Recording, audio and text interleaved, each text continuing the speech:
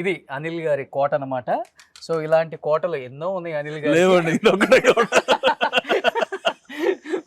So ఆ కోటలో ఇది ఒక కోట అనమాట.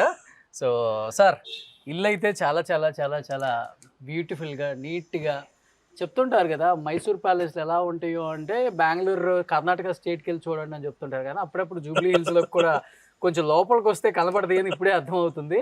యాక్చువల్గా ఈ స్టైల్ అంతా మైసూర్ ప్యాలెసెస్ ఇలానే ఉంటాయి కాదండి, ఈ డిజైన్. మా ఊరిని గుర్తెచ్చుకోండి, విజయవాడ,